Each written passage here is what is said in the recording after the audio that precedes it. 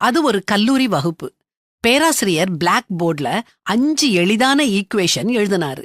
அதுல ஒன்ன தவறா எழுதினாரு. மாணவர்கள் எல்லாரும் ஒரே குரல்ல, சார், அந்த 5வது ஈக்குவேஷன் தப்புன்னு கத்துனாங்க. சில பேர் பேராசிரியரை பார்த்து கேலியா சிரிச்சாங்க. உடனே பேராசிரியர் கையில இருந்த சாக்பீஸ கீழே வச்சுட்டு மாணவர்களை பார்த்து பேச ஆரம்பிச்சாரு. நான் அந்த 5வது ஈக்குவேஷனை வேணும்னே தவறா எழுதுனேன்.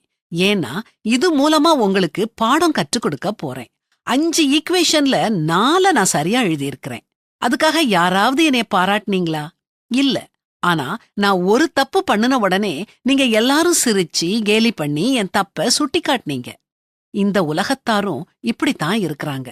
நீங்க நாளைக்கு ஒரு வேலைக்கு போனீங்கன்னா அல்லது திருமணமாகி ஒரு குடும்பத்துக்குள்ள போனீங்கன்னா உங்ககிட்ட குறை கண்டுபிடிக்கிறவங்களும் உங்களை கேலி செய்யறவங்களும் தான் அதிகமா இருப்பாங்க. உங்க நல்ல குணத்தையோ உங்க திறமைகளையோ பாராட்ட மக்களுக்கு மனசு இருக்காது.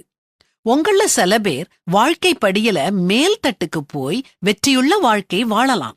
நீங்க மற்றவங்களை விட அதிகமான விமர்சனங்களை கேட்க வேண்டியது இருக்கும். ஏன்னா அவங்க சாதிக்காதத நீங்க சாதிச்சத தாங்க முடியாம உங்க குறைகளை தேடி கண்டுபிடிச்சு அதை சுட்டிக்காட்டி ஒரு அற்ப சந்தோஷத்தை அனுபவிக்கிறாங்க. தங்களுடைய வாழ்க்கையில திருப்தியா சந்தோஷமா இருக்கிறவங்க அடுத்தவங்களை குறை சொல்லிக்கிட்டு அலைய மாட்டாங்க. இன்றைக்கு நான் உங்களுக்கு சொல்லிக் கொடுக்கிற பாடம் என்னன்னா, அடுத்தவங்க கிட்ட இருக்கிற நல்ல விஷயங்களை மட்டுமே பாருங்க.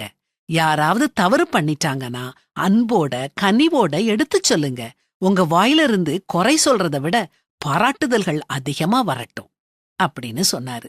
நீங்கள் குற்றவாளிகள் என்று தீர்க்கப்படாதபடிக்கு மற்றவர்களை குற்றவாளிகள் என்று தீர்க்காதிருங்கள் அப்படின்னு வேதாகமத்திலையும் வாசிக்கிறோமே.